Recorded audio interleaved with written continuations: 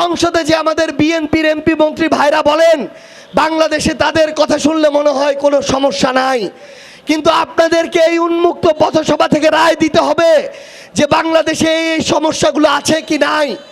আপনারা রায় দিন যে আপনাদের ওই অনার্স মাস্টার্স পড়ুয়া যে সন্তান ভাইটা আছে তারা কি সবাই চাকরি পায়? তাদের কি সবার চাকরি আছে? তাহলে আমাদের ওই ভাইদের জন্য কর্মসংস্থানের দরকার আছে না নাই? কর্মসংস্থানের দরকার আছে না নাই? আমরা দেখি আমাদের সংসদে আমাদের এমপি মন্ত্রীরা বলেন যে বাংলাদেশে মাঝে মাঝে বিদ্যুৎ যায় কিন্তু এটাকে লোডশেডিং বলে না। আপনারা তো এই পথে প্রান্তরের মানুষ, আমি জানি এখানে শুধু এনসিপির শুভাকাঙ্ক্ষীরা নেই, অন্যান্য রাজনৈতিক দলেরও কিছু কিছু শুভাকাঙ্ক্ষী এখানে আছে। আপনারা এই উন্মুক্ত পথ থেকে রায় দিন যে আপনাদের এই কালীহাতিতে লোডশেডিং হয় কিনা, বিদ্যুৎ যায় কিনা, কারেন্ট যায় কিনা। তাহলে আমরা আমাদের ওই এমপি মন্ত্রীদেরকে বলতে চাই সংসদে শুধুমাত্র লোক দেখানো কথা না বলে আমাদের ঘরে ঘরে আমাদেরকে বিদ্যুৎ নিশ্চিত করতে হবে।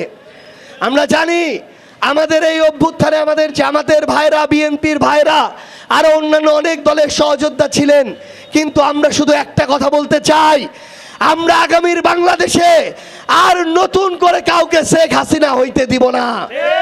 শেখ হাসিনার আমলে একটা রোগ ছিল, সবাই খারাপ কিন্তু শেখ হাসিনা ভালো।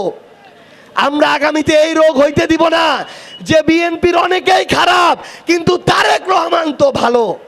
আমরা তারেক রহমানকে একটা কথা স্পষ্ট, বাংলা কিউআর যেখানে নগদ পেমেন্ট সেখানে সারা দেশে 10 লাখেরও বেশি মার্চেন্টে নগদে পেমেন্ট করুন খুব সহজে।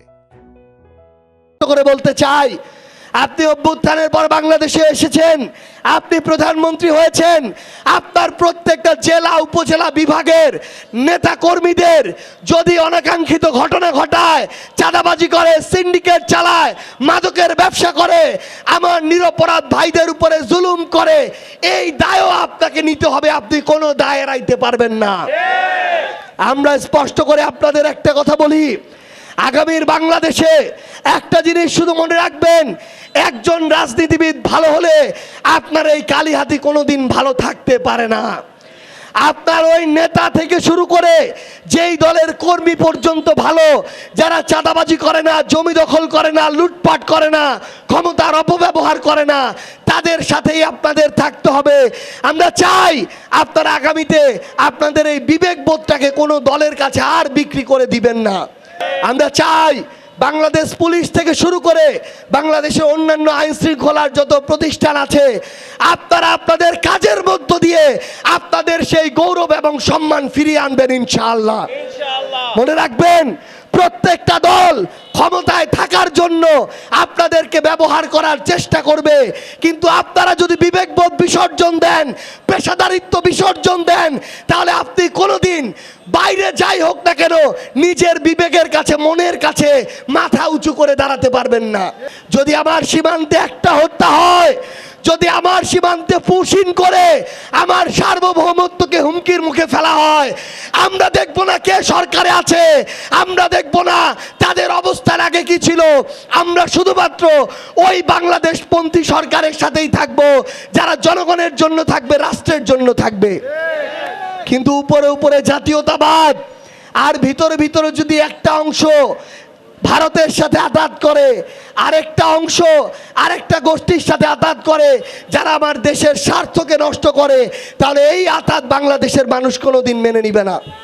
ওই জুলাই অভ্যুত্থানে ককটেল গ্রেনেড থেকে শুরু করে গুলির সামনে এক ফোঁটা নড়ে নাই।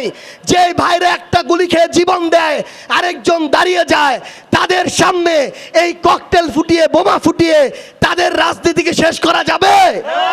তাদের লড়াই কি শেষ করা যাবে? তাদের সংগ্রাম কি শেষ করা যাবে? আমরা তাদেরকে বলতে চাই, একটা ককটেল, একটা বোমা আমাদের স্পিরিটটাকে 10 গুণ বাড়িয়ে দেয়।